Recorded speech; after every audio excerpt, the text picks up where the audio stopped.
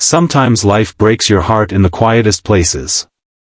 And sometimes, without warning, it stitches it back together in a way you never imagined.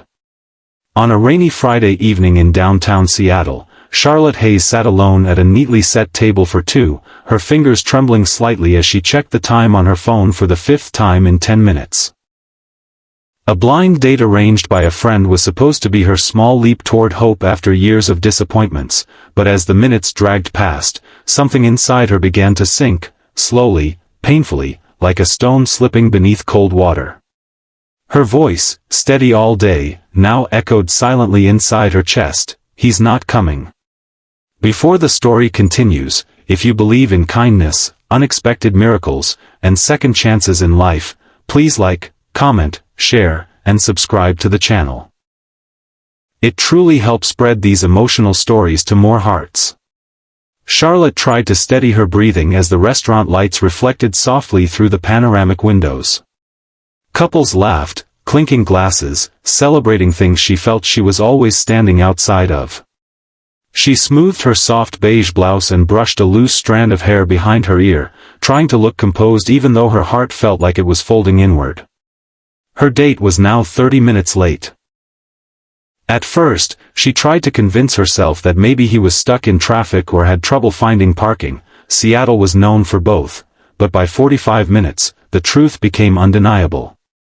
She looked at the untouched wineglass across from her, the empty seat, and felt the familiar sting of abandonment that had followed her through relationships that never lasted and dreams she felt too afraid to chase. But what Charlotte didn't know was that someone else had been noticing her from the moment she walked in. At the table beside her sat a man who carried himself with the calm confidence of someone who belonged everywhere but rarely felt truly seen anywhere. His name was Adrian Cole, a self-made billionaire whose life was defined by headlines, stock reports, and boardrooms, but not by warmth or genuine connection. He had come to the restaurant alone after canceling a major meeting, exhausted by the corporate world he had built but no longer recognized. And as he sat there, sipping his wine quietly, he couldn't help but notice the vulnerable strength in Charlotte's eyes every time she tried to mask her disappointment. The soft tremor in her exhale, the way she straightened her posture despite the ache of rejection, the constant glances toward the entrance. It all stirred something in him that had been dormant for years. He saw sincerity. He saw hurt. He saw a story unfolding, and without understanding why, he couldn't look away. She was not like the people around him who smiled too easily and spoke too strategically. She looked real. She looked human in a way that made him remember the world beyond relentless ambition. Charlotte finally closed her eyes for a long moment, letting her heart settle. She wrapped her fingers around the napkin, not to cry into it but to keep her hands from shaking. She was determined not to fall apart in public. She told herself she would stay another 5 minutes and then leave with dignity. She'd never speak of this again. She'd simply move on, even if tonight felt like one more confirmation that she was easy to overlook. Yet beneath everything, she still longed for someone to choose her without hesitation. Adrian watched as she gathered the courage to flag down the waiter and ask for the check for her single glass of water. He noticed how she did it gently, almost apologetically, as though taking up space was something she had never learned to do comfortably. And then something decisive flickered across his face. Without giving himself time to reconsider, he stood up, walked softly to her table, and asked the waiter, quietly, discreetly, to move his bill to hers. But Charlotte misunderstood when she saw the waiter walk toward her. She thought it was another embarrassment waiting to happen. She stood abruptly, her voice tight but controlled, telling the waiter there had been a misunderstanding, that she never ordered anything expensive, that she was only waiting for someone who never came. The waiter smiled and simply gestured to the man standing a short distance away, not too close, not too imposing. And when Charlotte turned and met Adrian's eyes, she felt something unfamiliar, a mix of safety and surprise, like someone had opened a door she didn't know she was allowed to walk through. He didn't smile widely or try to charm her. Instead, he simply nodded in a way that said, "You deserve better than what you got tonight."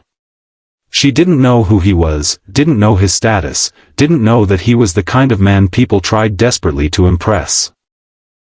All she saw was kindness, unexpected and quiet. Charlotte felt her throat tighten as she sat back down, unsure of what to say or do. Adrian gently asked the waiter to bring her meal, whatever she wanted, and sat across from her only when she motioned hesitantly for him to join her.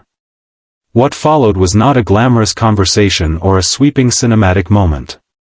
It was simply two people sharing space, one healing from disappointment, the other from a lifetime of emotional distance. Adrian listened to her speak about her work as a nurse, her love for helping people, her fear of opening her heart again. And Charlotte saw in him the loneliness that wealth could never cover, the exhaustion of a man who had everything except someone who cared about him without agenda. As the evening unfolded, their hearts settled into a rhythm of comfort neither had expected. Charlotte laughed softly at one point, surprising herself, and the sound warmed something inside Adrian's chest that had felt cold for far too long. When they finally walked out into the damp night air, Seattle's skyline glowing like a promise, Charlotte realized she hadn't thought about her blind date in over an hour. Adrian insisted on calling her a cab, not as a grand gesture but as a simple act of respect. And when she stepped inside, she turned to him and said the first brave thing she had said all year, "Thank you for showing up when someone else didn't." Near the end of this video, if this story touched your heart even a little, please like, share, and subscribe for more emotional stories that remind us how unexpected moments change everything. Before you go, comment below. Do you believe that the right people appear at the exact moment you need them most? As Charlotte rode home, watching raindrops race across the window, she felt something she hadn't felt in a long time, not love, not yet, but possibility. A reminder that sometimes the plans that fall apart lead us directly into the moments that put us back together. And for the first time in years, she smiled without forcing herself to. Because tonight, in the most unexpected way, she was finally seen.